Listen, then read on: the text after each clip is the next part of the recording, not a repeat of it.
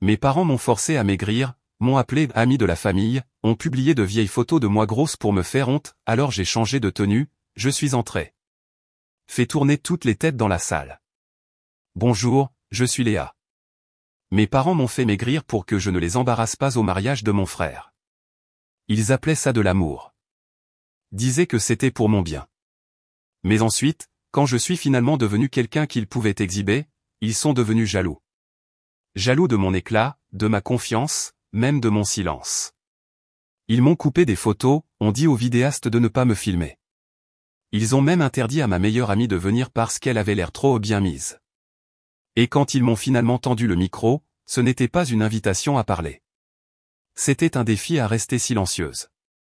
Mais si je vous disais que je ne suis pas restée silencieuse? Et si tout ce qu'ils ont essayé de cacher était sur le point d'être vu? Je n'avais même pas déballé mes affaires, et déjà je me repliais sur moi-même. Cette pensée persistait dans ma poitrine tandis que je regardais dans le miroir antique monté au-dessus de la commode. La robe bleu pastel, soigneusement pliée maintenant, reposait au fond de ma valise, silencieuse et douce, comme des excuses que je n'ai jamais dues. Le brunch familial était prévu à 11h30 précise, et dans le monde de ma mère, la ponctualité était à côté de la sainteté. J'arrivais en bas à 11h28. Le regard de Valérie me scanna de la tête aux pieds, non pas en admiration, mais en évaluation. Sa bouche se tordit en quelque chose qui ressemblait à un sourire, mais qui ressemblait à une liste de contrôles mise à jour mentalement.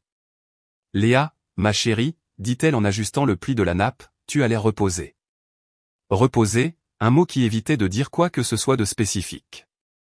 La pièce était baignée d'une douce lumière, et l'air sentait le bois poli au citron et son plat signature du dimanche. Chloé était déjà assise, tout en jambes et en sourire, ses doigts manucurés serrant un verre de mimosa. Julien rôdait près de la porte-fenêtre du patio, tapotant son téléphone comme s'il avait hâte d'être ailleurs. Personne ne me regarda longtemps dans les yeux. J'espère que le trajet n'a pas été trop long, offrit Chloé gentiment, bien qu'elle sût pertinemment que j'étais arrivé en avion la nuit précédente. Sa voix portait cette gaieté que les gens utilisaient comme une arme pour détourner la vraie tension. J'ai souri poliment. Le vol s'est bien passé. Merci de demander. Valérie posa un saladier en céramique et le dit comme si elle l'avait répété, nous sommes tous tellement excités pour le mariage, et nous voulons que tout se passe parfaitement. Elle fit une pause, puis me jeta un coup d'œil. Ce qui m'amène à quelque chose dont j'aimerais te parler. La pièce se tut. Des fourchettes cliquetèrent contre des assiettes puis s'arrêtèrent. Julien leva enfin les yeux, et Chloé ajusta sa serviette comme si elle se préparait à des turbulences. Valérie se tourna complètement vers moi, la main posée délicatement sur le dossier de sa chaise. « Ma chérie, commença-t-elle, je pense que nous sommes toutes deux d'accord que ta présence au mariage est très importante. Tu es la sœur du marié après tout, eh bien, les mariages sont des événements très visuels. Les photos durent pour toujours, tu sais. » Je ne clignai pas des yeux, me contentant de la fixer en retour. J'attendais. Elle sourit. Tendue, maternelle, théâtrale. Nous pensions que ce serait peut-être une bonne idée que tu envisages un petit rafraîchissement. Nous serions ravis de te mettre en contact avec un coach sportif ici en ville. Il ne s'agit pas de jugement, Léa. Il s'agit de t'assurer que tu te sentes au mieux de ta forme absolue. Nous. Le mot me frappa comme une chaise retirée sous moi. J'attendis que Julien intervienne. Il ne le fit pas. Chloé tendit la main vers son mimosa, faisant semblant d'être occupée. Valérie continua. Nous couvrirons même les frais, bien sûr. Considère cela comme un cadeau de mariage. J'ai ri doucement. Pas à voix haute. Pas assez pour paraître amer. Juste assez pour m'empêcher de dire ce que je pensais vraiment. Un cadeau comme du papier cadeau sur une camisole de force. J'ai gardé mon ton neutre. C'est généreux. Valérie hocha la tête, interprétant mal mon calme comme un accord. Et encore une chose, ajouta-t-elle comme si c'était une réflexion après coup. À propos de ta robe pour le mariage. La couleur que tu as mentionnée, bleu clair, n'est-ce pas? Ce pourrait être un peu optimiste. Optimiste, répétai-je. Nous pensions à quelque chose d'un peu plus neutre pour laisser Chloé briller. Bien sûr, c'est son grand jour. Je sentis mes doigts se resserrer autour du bord de mon verre d'eau. Mon pouls battait contre mon annulaire. Bien sûr, dis-je. Chloé haussa légèrement les épaules. Nous voulons juste que tout soit parfait. L'harmonie, tu sais. J'ai hoché la tête lentement, ma bouche formant un sourire pratiqué. À l'intérieur, quelque chose a bougé. Pas cassé, incliné. Après le brunch, je me suis retiré dans la chambre d'amis, la même où j'avais dormi depuis mes 16 ans, quand je n'avais pas eu le droit de peindre les murs de ce bleu sarcelle criard. La chambre sentait toujours les sachets de lavande et le contrôle. J'ai ouvert ma valise. Elle était là, la robe bleu pastel, simple, élégante, la mienne. Je l'ai prise, l'ai serrée contre ma poitrine, je me suis regardé dans le miroir. Elle ne criait pas pour attirer l'attention. Elle ne suppliait pas d'être remarquée. Elle existait, tout simplement, comme moi. Mais il ne voulait pas que j'existe. Pas comme ça. Pas pleinement. Alors j'ai plié la robe avec soin et l'ai remise au fond de la valise. Puis je me suis assise sur le bord du lit et je me suis regardé à nouveau. Je me suis vraiment regardé. Les mots de Valérie résonnaient. Il ne s'agit pas de jugement, mais il s'agissait toujours de ça. À mesure que le soir tombait, j'entendais des voix en bas, Julien riant, Chloé parlant de fleurs. Mon nom ne fut jamais mentionné. J'étais un personnage secondaire dans l'histoire de ma propre famille. Et même ce rôle venait avec des conditions. Je suis resté à l'étage à fixer les ombres rampant sur le mur. Cette nuit-là, en me brossant les dents, je me suis surprise à étudier mon visage trop longtemps dans le miroir. J'ai incliné la tête, inspectant les défauts. Je m'étais entraîné à faire cela, à trouver les parties qu'il critiquerait avant qu'il n'en ait l'occasion. Je me suis glissé dans le lit et j'ai tiré les couvertures sur moi. Mon téléphone a vibré avec un message de Clara. Comment s'est passé le brunch? Je l'ai fixé, les doigts hésitants, puis j'ai tapé, c'était un cadeau, apparemment. Puis j'ai retourné le téléphone face cachée. Allongé dans l'obscurité, le silence était tranchant, mais il était le mien. Le lendemain matin, j'étais assise à la table de la cuisine, écoutant d'une oreille le tic-tac de l'horloge au-dessus de la cuisinière. La chambre d'amis, avec ses rideaux à fleurs et sa perfection sans poussière, ne m'avait pas offert beaucoup de repos. J'avais fixé le plafond la majeure partie de la nuit, repassant des conversations que je n'avais pas eues et des répliques que je n'avais jamais dites. Le sommeil n'avait aucune chance. Valérie entra dans la cuisine en sifflotant quelque chose de vaguement classique et entièrement dirigé. Elle posa une tasse de café fraîche devant moi comme si c'était une offre de paix. J'ai hoché la tête en signe de remerciement mais je ne l'ai pas soulevée. Nous devrions feuilleter les albums photos aujourd'hui, dit-elle. Je veux finaliser le tableau de souvenirs pour le dîner de répétition. J'ai gardé les yeux sur la fenêtre. Bien sûr. 30 minutes plus tard, nous feuilletons un épais classeur rempli d'années de photos de famille. Moi en pull trop grand, lunettes inconfortables, et le genre d'éclairage peu flatteur qui devrait être un crime.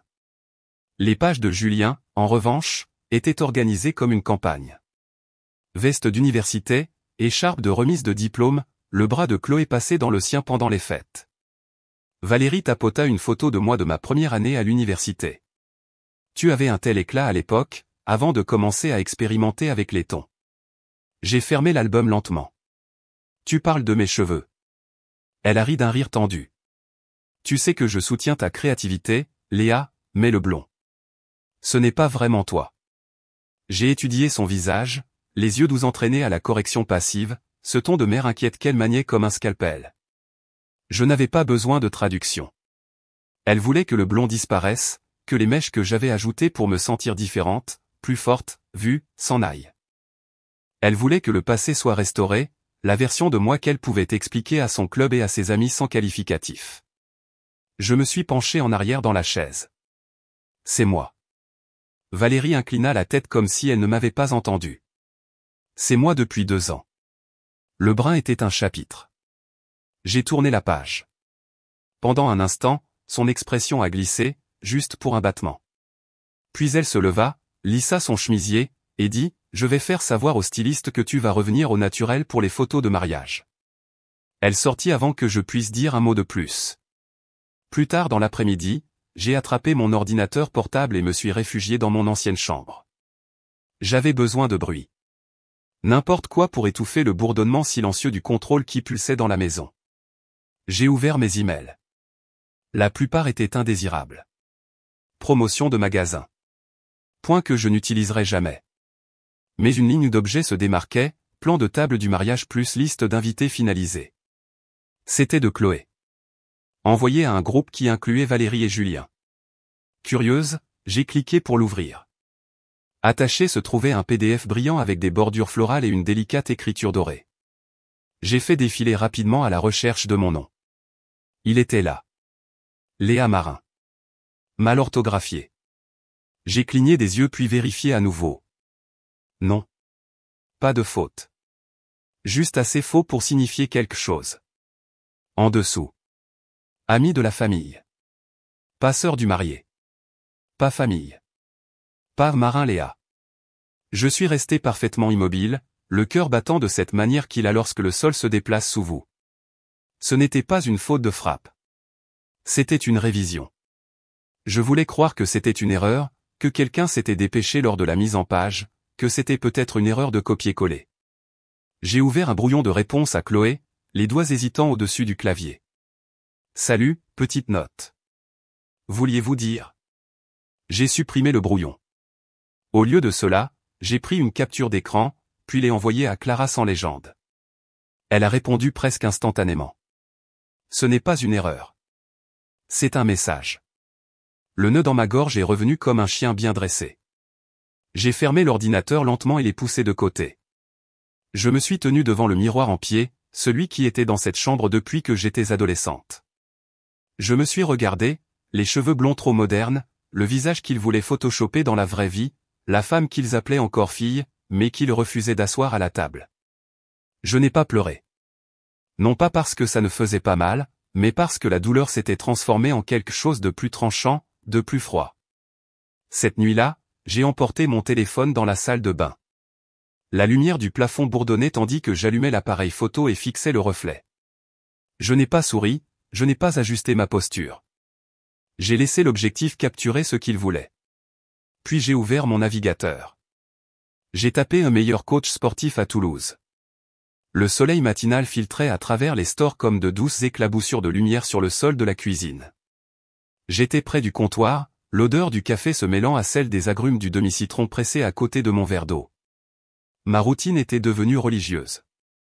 Hydraté, étiré, 30 minutes de marche en écoutant des playlists qui n'avaient rien à voir avec la famille ou les mariages. Puis un shake protéiné. Puis le silence. Je n'avais dit à personne que j'avais commencé cette routine. Pas un mot, pas même à mon thérapeute. Non pas parce que j'en avais honte, mais parce que j'avais besoin de quelque chose dans ma vie qui ne soit pas sujet à commentaires ou corrections. Quelque chose qui n'appartienne qu'à moi. Les 3 dernières semaines s'étaient écoulées dans un bourdonnement silencieux. J'avais gardé la tête basse, respecté mes plans de repas et écrit dans mon journal tous les matins avant le travail. Les pages n'étaient pas particulièrement poétiques, juste une excavation quotidienne de tout ce qui avait besoin d'espace. Je fais ça pour moi, j'avais écrit mardi dernier. Mais je mentais, en partie du moins. J'espérais encore, au fond de ce petit coin irrationnel de mon cerveau, que quelqu'un de cette partie de la famille me verrait maintenant et dirait « Tu as bonne mine.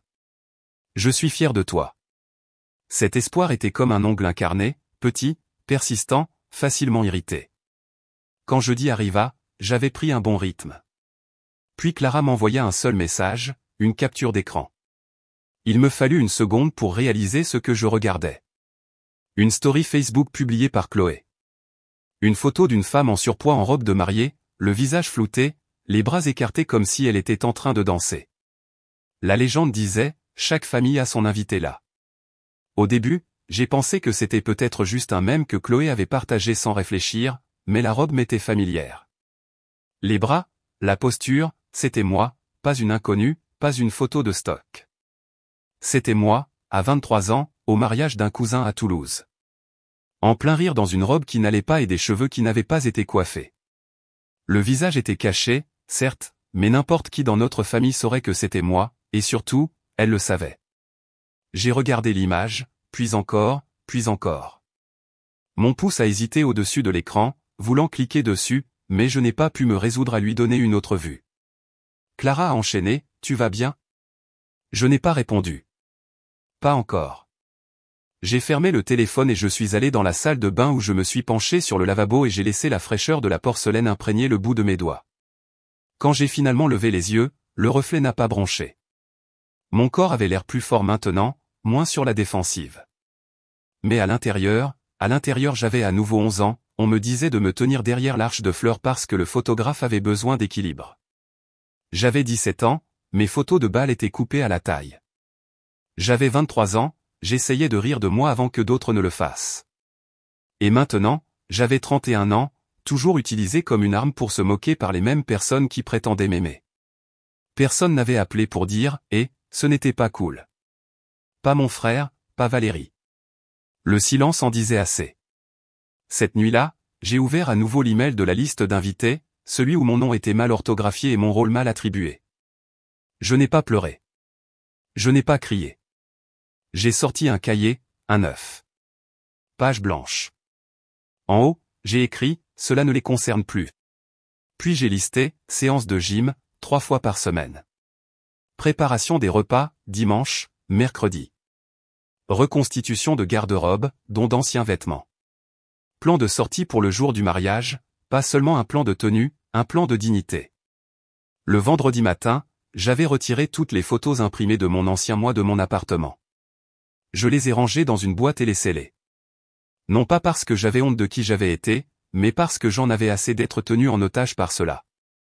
Je n'ai pas répondu au poste de Chloé, je n'ai pas envoyé de message à Valérie, je n'ai tagué personne ni publié de contre-histoire.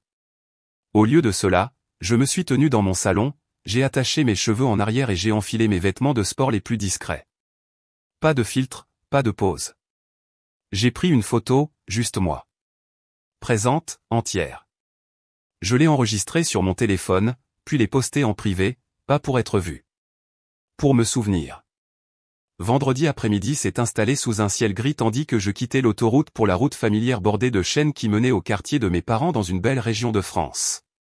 J'avais parcouru ce chemin des dizaines de fois au fil des ans, mais quelque chose dans ce voyage était différent, plus tranchant, comme si je ne revenais pas. J'arrivais avec des conditions. Le dîner familial était prévu à 18h, l'un de ces événements de planification sur lesquels Valérie insistait, même si les vraies décisions avaient déjà été prises. Je me suis garé, j'ai ajusté mon blazer dans le rétroviseur, et je suis sorti. Je n'avais pas prévu de m'habiller de façon formelle, mais j'ai choisi la veste exprès. Structurée, intentionnelle, non négociable. Quand j'ai sonné à la porte, ce fut Julien qui ouvrit. Il me regarda de haut en bas et haussa un sourcil. Eh bien, zut. Regardez qui est prête pour une couverture de magazine, dit-il en souriant comme un politicien. J'ai rendu le sourire. Salut, Julien. Derrière lui, la voix de Valérie appela de la cuisine. Léa, tu es là, ma chérie. Tu as l'air gérable. Gérable? Je passai devant lui et posai mon sac de voyage près des escaliers. Chloé était déjà assise à la table à manger, feuilletant des catalogues de fournisseurs, ses doigts parfaitement manucurés glissant de page en page comme si elle auditionnait pour un magazine de style de vie. Salut, Léa, dit-elle sans lever les yeux. As-tu eu l'occasion de répondre pour le brunch de prévisualisation des fleurs? Je n'ai pas pris la peine de demander ce que c'était. Pas encore. Le dîner passa dans un flou de demi-rire et de demi-compliments. Valérie jouait l'hôtesse comme si elle recevait des têtes couronnées en visite. Julien remplissait son rôle de frère aîné charmant, et Chloé gazouillait des détails occasionnels sur le pliage des serviettes et les luminaires. Je suis restée silencieuse, souriant par intervalles, attendant. À mi-chemin du plat principal, Julien se pencha en arrière et me regarda droit dans les yeux.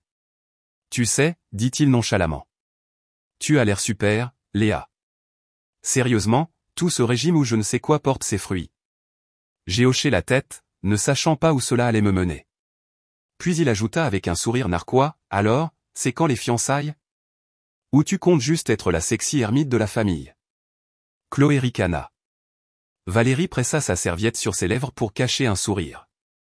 Je le regardai une seconde de plus que nécessaire. Toujours célibataire, dis-je, mais je viens de renouveler le bail de ma liberté, alors je suppose que ça compte. La table resta silencieuse pendant un demi-battement avant que Chloé ne change de sujet, mais le mal était fait. Je n'avais pas été invité ici pour planifier. J'avais été convoqué pour être mesuré à nouveau. Après le dessert, Valérie suggéra que nous examinions la disposition finale du lieu, placement, signalisation, circulation des fournisseurs. Nous nous sommes rassemblés autour de son ordinateur portable dans le salon. Chloé expliqua où se déroulerait la cérémonie, comment le buffet serait organisé, où les photographes se placeraient pour avoir une bonne lumière. Je suis restée silencieuse jusqu'à ce qu'elles affichent un visuel de la façade principale du lieu. Cette photo date d'il y a quelques années, dis-je calmement. Nous avons remplacé cet éclairage le printemps dernier. Chloé cligna des yeux. Vraiment? Hein? Je ne savais pas ça. Valérie intervint. Eh bien, ton oncle a dit que cet endroit était un cadeau de la famille. Tout a été géré. J'ai fait une pause. Qui l'a offert? Ton père, principalement, répondit-elle, puis ajouta rapidement. Mais nous avons tous participé, bien sûr. Je n'ai pas discuté. J'ai simplement ouvert mon téléphone et discrètement consulté le cadastre départemental. Le numéro de parcelle, l'adresse, l'acte de propriété, toujours à mon nom. Je l'avais acheté avec l'héritage de ma grand-mère, celui que Valérie avait insisté pour que je mette à bon usage. Il ne l'avait pas transféré, il l'avait juste ignoré, l'avait passé sous silence. Cette nuit-là, après que tout le monde se soit retiré à l'étage, j'ai frappé doucement sur le chambranle de la porte de la chambre d'amis où Valérie pliait du linge. Si mon nom n'est pas sur l'invitation, dis-je. Il ne le sera pas non plus sur le bâtiment. Elle leva les yeux, surprise. Léa, non. Je suis sérieuse. Je te donne 48 heures pour réviser les programmes et les annonces des fournisseurs. Si tu ne peux pas me reconnaître sur papier, tu n'as pas le droit d'utiliser ma propriété. Elle soupira et posa les serviettes. Ma chérie, ne faisons pas de cela une nouvelle histoire sur toi. Je n'ai pas répondu. Je n'avais pas à le faire, et mon silence était plus fort que n'importe quel discours. Plus tard dans ma voiture, je suis restée assise longtemps avec l'invitation, un cadeau de famille posé sur mes genoux.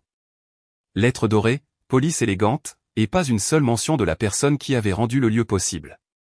Mes yeux parcouraient le papier comme s'il pouvait changer si je le fixais assez longtemps. Il ne changea pas. J'ai déverrouillé mon téléphone et ouvert mon application Notes. L'écran brillait dans l'intérieur sombre de la voiture. J'ai tapé le plan de contingence à. Le temps que je remette les pieds sur le domaine le samedi matin, la brise printanière s'était déjà réchauffée. C'était la répétition et la visite guidée avant le mariage, un dernier rassemblement pour peaufiner chaque angle de photo, chaque arrangement floral, chaque illusion d'unité. Je portais un chemisier bleu ardoise et un pantalon noir doux, suffisamment professionnel pour dire je participe, mais suffisamment décontracté pour me rappeler que je n'avais toujours pas ma place ici. Dès mon arrivée, j'ai aperçu Chloé debout près de l'arche de cérémonie, un presse-papier dans une main et un café au lait dans l'autre. Elle leva les yeux, me fit un signe de la main comme si elle m'avait vu hier, même si des semaines s'étaient écoulées depuis son dernier message qui n'était que des points logistiques. Valérie accueillait les fournisseurs avec son mélange signature de faux charme et de précision d'acier. Elle avait à nouveau ce sourire, celui qui disait le bienvenu tandis que ses yeux cherchaient des raisons de désapprouver.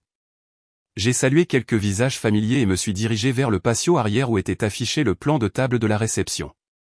Un grand chevalet soutenait une impression magnifiquement encadrée du diagramme avec des lettres dorées en haut célébrant Julien et Chloé. J'ai rapidement parcouru les numéros de table, les groupes de noms, les centres de table indiqués par des symboles floraux. Puis je l'ai vu. Table 14, coin inférieur droit du plan, étiqueté Amis éloignés associés. Léa Marin. Je suis resté là, les lèvres entr'ouvertes, mais aucun son, aucune respiration, pas à la table familiale, pas même à l'une des tables des proches immédiats. Il m'avait placé avec un mélange de cousins éloignés, de collègues de Chloé, et si je me souvenais bien, de la femme qui avait été notre voisine il y a 20 ans. Je me suis légèrement tourné, juste assez pour apercevoir Chloé s'approcher. Elle jeta un coup d'œil au plan puis à moi. Oh, je voulais t'expliquer ça. Nous avons dû réorganiser certaines choses pour la belle famille. Les places sont tellement limitées. Tu sais comment c'est. Je suis sûr que tu comprends. Je n'ai pas répondu, non pas parce que je comprenais, mais parce que je savais que c'était tout son objectif, voir combien j'allais endurer avant de réagir. J'ai simplement hoché la tête une fois et me suis éloigné. Apparemment, je faisais partie de l'ambiance maintenant, un accessoire à l'esthétique, pas partie de la lignée. La répétition se poursuivit en début d'après-midi. Les chaises furent ajustées d'1/4 de pouce. Les bougies déplacées pour la symétrie. Valérie donnait des avis non sollicités toutes les quelques minutes tandis que Julien jouait le rôle du marié conciliant. Vers 15 heures, alors que je m'apprêtais à partir, Valérie m'appela. Léa, un instant. Nous nous sommes écartés près du salon des mariés du lieu, hors de portée d'oreille. Elle commença par un compliment, bien sûr. Je dois dire que ta peau est éclatante ces derniers temps. Ce régime que tu suis doit fonctionner. Puis, le pivot. Chloé a mentionné quelque chose tout à l'heure.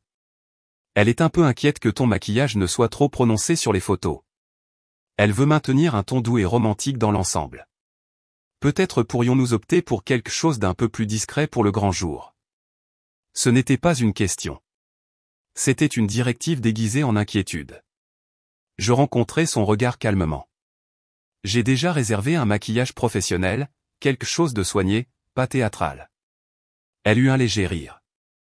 Bien sûr, bien sûr.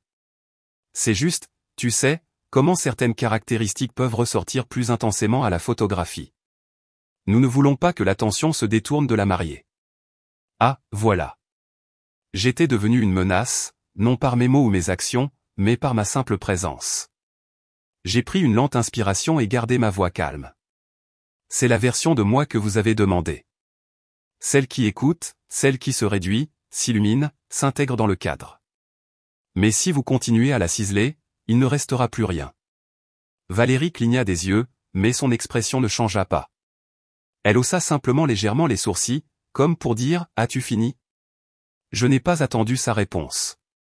J'ai rassemblé mes affaires, hoché la tête poliment à quelques invités en sortant, et suis sorti. La lumière du soleil avait changé, projetant une teinte dorée sur le champ derrière le lieu. J'ai marché jusqu'à ma voiture, laissant le silence s'installer autour de moi. Puis j'ai sorti mon téléphone et appelé Clara. Elle a décroché à la première sonnerie. Léa. Je ne suis pas sûr qu'ils sachent à qui ils ont affaire, dis-je. Il y eut une pause, puis sa voix, claire et stable.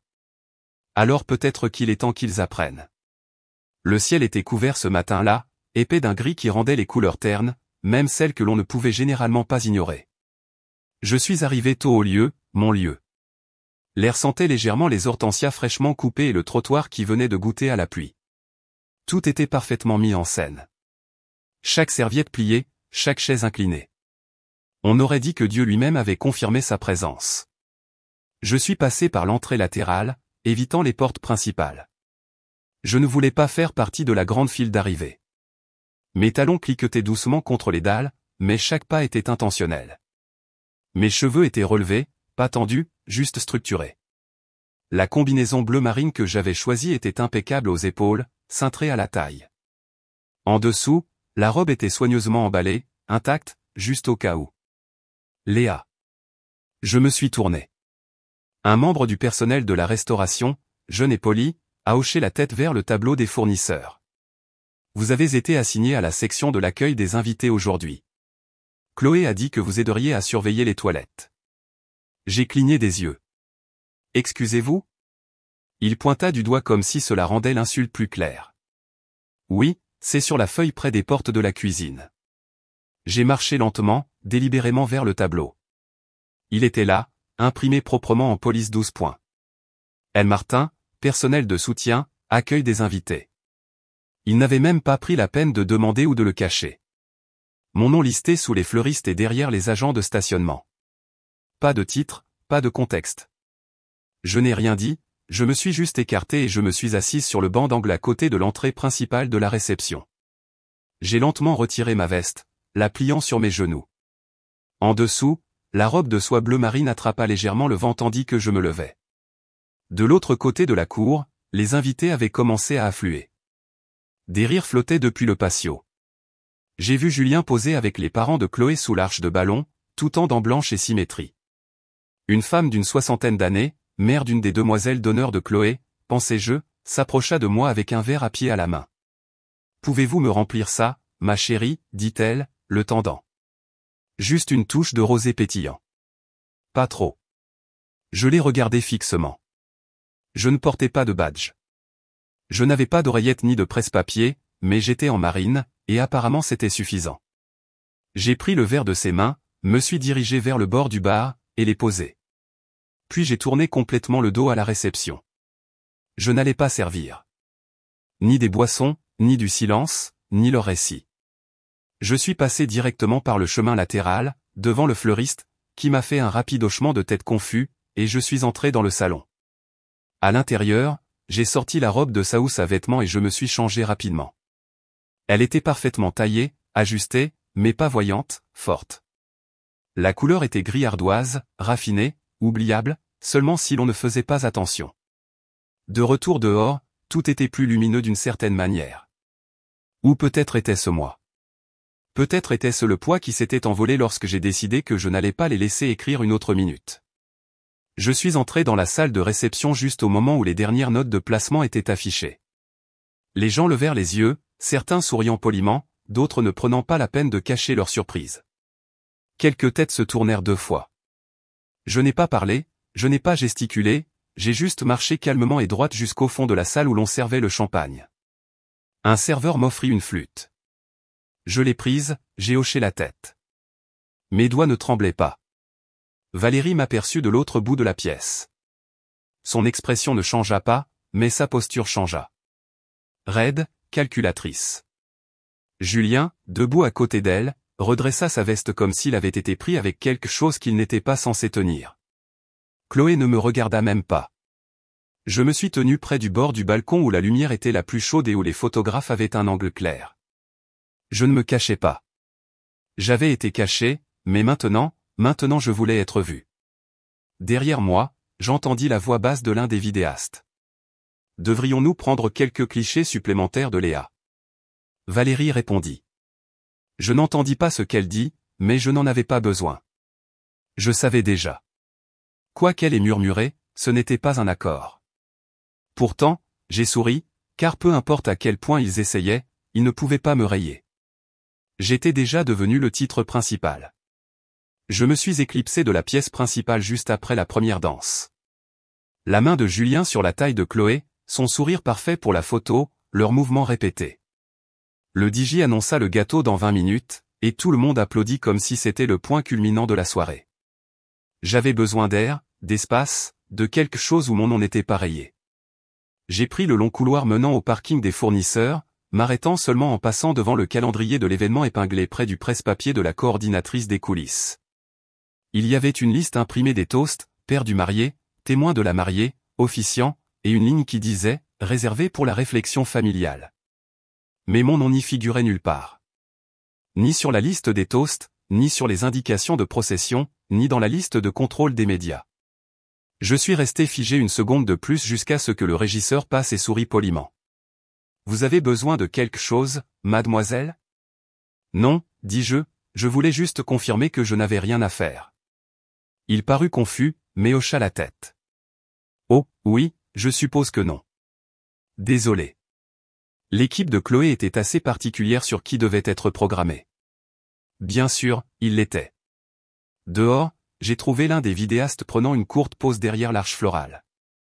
Je l'ai reconnu de plus tôt dans la soirée, celui à qui Valérie avait murmuré à propos des angles de caméra. Je me suis approché nonchalamment. « Salut, j'apprécie le travail que vous faites ce soir. » « Un boulot difficile, hein ?» Il ricana, s'essuyant le front. « Oui, sans arrêt. Nous avons 2 équipes qui se relaient pour obtenir chaque plan de la liste. » J'ai hoché la tête vers son presse-papier. « Y a-t-il quelque chose d'intéressant qu'ils vous ont demandé de prioriser ?» Il hésita, me regardant. « Eh bien, ils étaient super clairs sur une chose. Votre mère nous a dit de ne pas trop filmer. Elle a dit que ça pourrait détourner l'attention de l'ambiance de la mariée. » J'ai maintenu son regard un instant de plus qu'il n'était à l'aise. « Elle a dit ça ?» demandai-je, en gardant ma voix neutre. Il haussa les épaules d'un air penaud. « Je n'essaie pas de créer d'histoire, je suis juste les instructions. Nous ne vous avons pas coupé ou quoi que ce soit, nous avons juste gardé le minimum. » J'ai hoché la tête. J'apprécie l'honnêteté. Puis je me suis retourné et suis retourné lentement vers le lieu. Ma poitrine se serra, non pas de panique, mais de reconnaissance. Je n'étais pas seulement non invité du récit. J'avais été retiré des archives, des images, des preuves. Et il pensait que je ne remarquerais pas. Mon téléphone a vibré dans ma main. C'était Clara. J'ai tapé un rapide message. « Où es-tu » Elle a répondu presque instantanément. « Je ne voulais pas te le dire plus tôt. L'assistante de Chloé a appelé ce matin. » A dit que les plans avaient changé. M'a demandé de ne pas venir. A prétendu que trop de gens se chevauchaient stylistiquement et qu'ils avaient besoin que la palette de couleurs reste neutre. Mes doigts se sont serrés autour du téléphone. Je me suis assise sur le bord d'un bac à plantes en pierre près de l'entrée arrière. Les guirlandes lumineuses scintillaient au-dessus de moi, se moquant de l'apparence pittoresque de tout à l'extérieur. Clara était venue de Lyon, avait choisi une robe, avait fait de la place dans sa vie pour moi, et Chloé l'avait désinvitée parce qu'elle ne rentrait pas dans l'esthétique. Il ne s'agissait plus seulement de moi. C'était un schéma. Il retirait ce qui ne flattait pas l'image. J'ai fixé devant moi pendant une longue minute, laissant le ressentiment s'installer en quelque chose de plus tranchant. Puis je me suis levé et suis retourné dans la pièce principale. Valérie se tenait près de la table des gâteaux, un verre de vin à la main, bavardant avec l'officiant comme si elle n'avait pas orchestré un effacement complet. Je me suis approché doucement et j'ai attendu qu'elle me remarque. « Je peux t'aider, Léa ?» demanda-t-elle, sirotant sans briser son sourire. « Vous avez effacé mon ami, dis-je, gardant mon ton neutre. Vous avez essayé de m'effacer. Pensiez-vous que je ne verrais pas ce que vous avez fait ?» Elle me regarda par-dessus le bord de son verre. « C'est le jour de Julien. Nous devons tous soutenir cela, pas rivaliser avec. Je riais une fois sans humour. Vous n'avez pas élevé une fille. Vous avez construit une ombre. » Valérie inclina légèrement la tête, aucune émotion ne traversa son visage. Je m'éloignai. De l'autre côté de la pièce, le groupe avait commencé son deuxième set. Les invités dansaient, insouciants. Julien et Chloé posaient à nouveau pour des photos, baignés d'une douce lumière ambrée.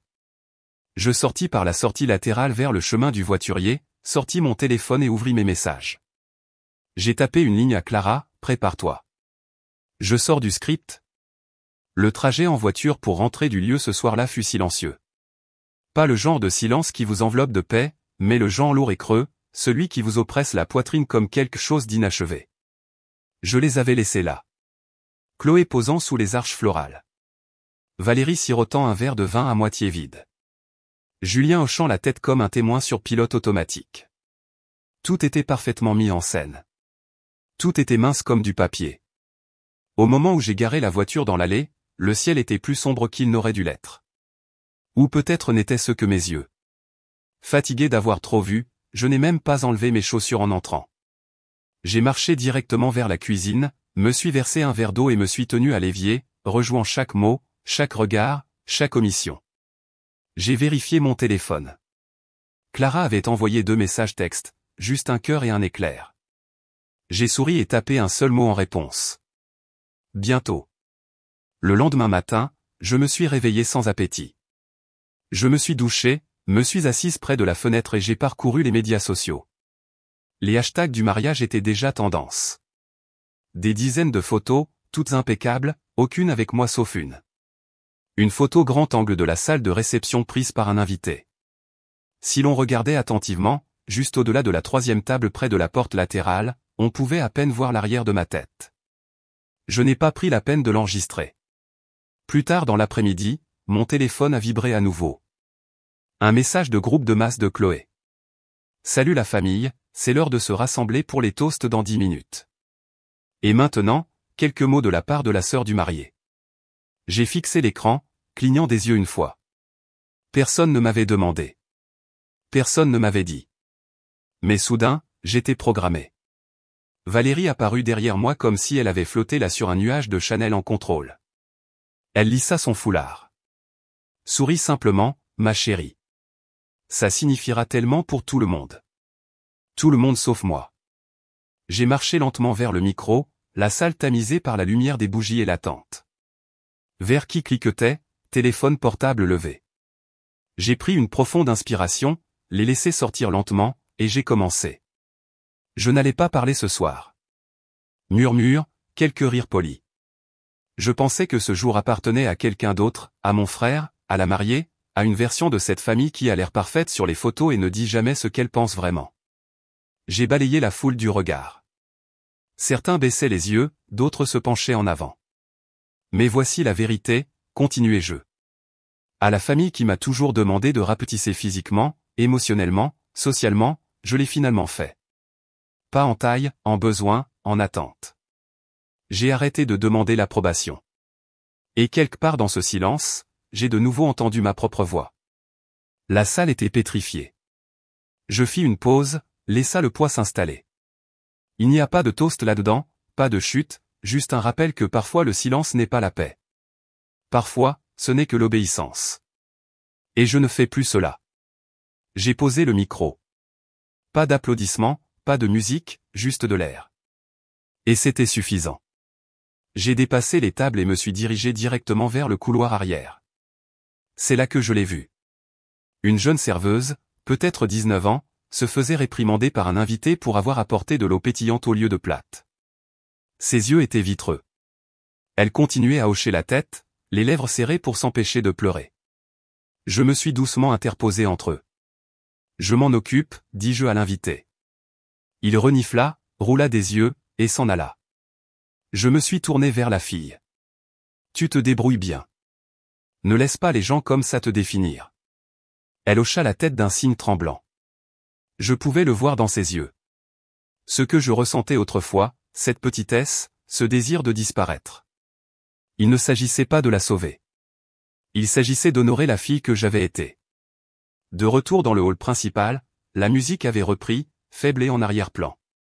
Je me suis dirigé vers le vestiaire, j'ai enfilé ma veste et j'ai marché vers le salon du patio sans regarder en arrière. Valérie m'a rattrapé près de la porte. Léa, pouvons-nous juste? Je n'ai pas arrêté de marcher. Non, juste un mot, mais il contenait des années. Dehors, l'air de la nuit était vif. J'ai continué à avancer, un pas après l'autre, sur le chemin bordé de petites lumières. Je ne me suis pas précipité. Je n'ai pas hésité.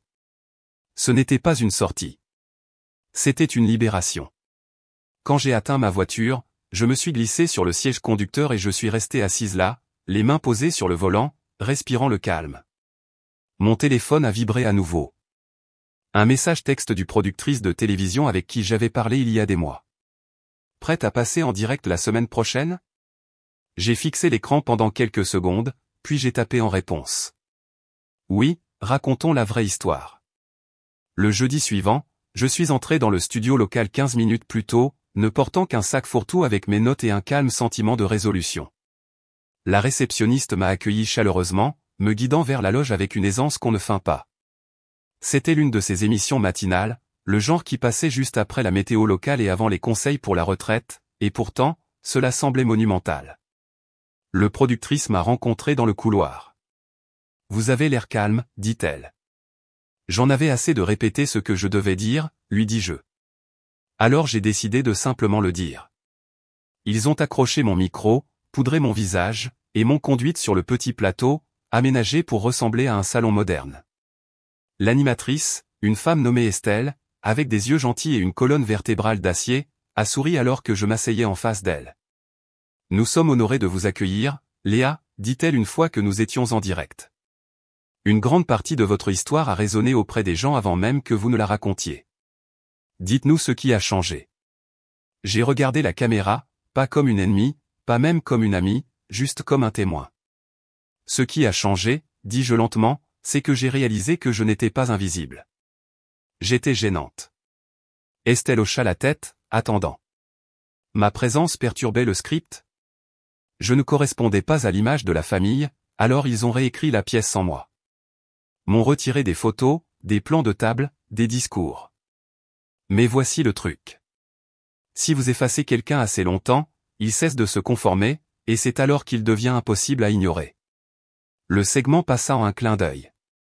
Nous avons parlé de l'image corporelle, des dynamiques familiales, de la pression générationnelle. Je n'ai pas pleuré. Je n'ai pas joué la douleur. Je n'ai pas adouci les parties qui auraient pu rendre quelqu'un d'autre mal à l'aise. J'ai simplement dit la vérité. Et à midi, le clip circulait déjà en ligne. De l'autre côté de la ville, dans le joli petit salon de ma maison d'enfance, Valérie était assise sur le bord du canapé, regardant la même émission. Ses lèvres étaient serrées, ses yeux illisibles. Julien se tenait derrière elle, les bras croisés, ne disant rien. Chloé avait publié une story ce matin-là, une citation en écriture cursive sur fond beige. Certaines personnes adorent l'attention. Mais les commentaires sous ma vidéo continuaient d'arriver. Merci d'avoir dit ce que je n'ai jamais pu. Ma famille a fait la même chose. Vous n'êtes pas seul. La vérité n'a pas besoin d'applaudissements, juste d'espace. Je n'ai répondu à aucun d'eux. Je ne cherchais pas la validation. J'avais simplement quitté le cadre qu'ils avaient construit et laissé la lumière me frapper pour une fois. Ce soir-là, je pliais du linge quand la sonnette retentit. Il était presque 18h30. Le soleil était bas, inondant le porche de cette teinte dorée qui rend tout plus doux. J'ai ouvert la porte et j'ai cligné des yeux. « Tante Simone », dis-je. Ma grand-tante se tenait là en pantalon, cardigan et avec la même coupe au carré gris acier qu'elle avait depuis les années Mitterrand. Elle n'avait pas été au mariage, n'avait pas été à la plupart des événements récemment, déménagée hors de la région, perdue de vue, partie des dommages collatéraux quand les familles tracent des lignes.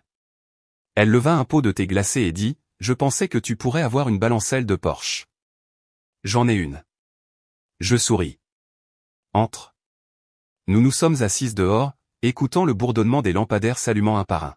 « J'ai vu ton interview, dit-elle. J'ai attendu, incertaine de ce qu'elle allait dire ensuite. Tu as eu raison de le dire. Je t'ai vu même quand eux ne te voyaient pas, et tu n'as jamais cessé d'en valoir la peine. J'ai fermé les yeux une seule seconde. Laissez les mots atterrir. C'était une phrase, mais elle a réparé un morceau de moi qui n'avait pas eu de mots auparavant.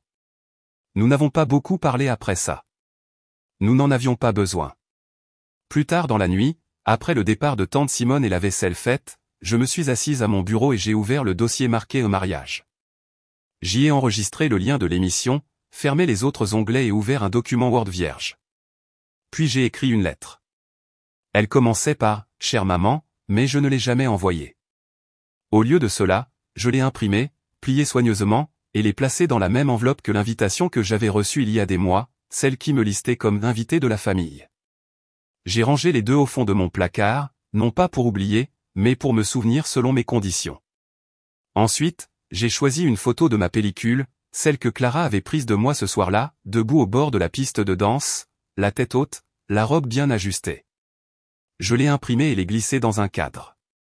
Pas de légende, pas de date, juste moi, ressemblant à quelqu'un qui avait enfin arrêté de demander la permission. Ils diront que j'ai rompu les liens. La vérité est que j'ai juste arrêté de me coudre dans le schéma de quelqu'un d'autre. Parfois, les gens qui prétendent nous aimer le plus sont ceux qui craignent le plus notre croissance. Ce n'était pas juste une histoire de mariage. C'était une histoire d'identité, de limites, et de reconquête du droit d'exister pleinement, sans s'excuser. Vous êtes-vous déjà senti effacé par votre propre famille? Faites-le moi savoir dans les commentaires. J'aimerais aussi entendre votre histoire. Et si cela a résonné en vous, n'oubliez pas de vous abonner pour plus d'histoires réelles et puissantes qui touchent là où ça fait mal et où ça guérit.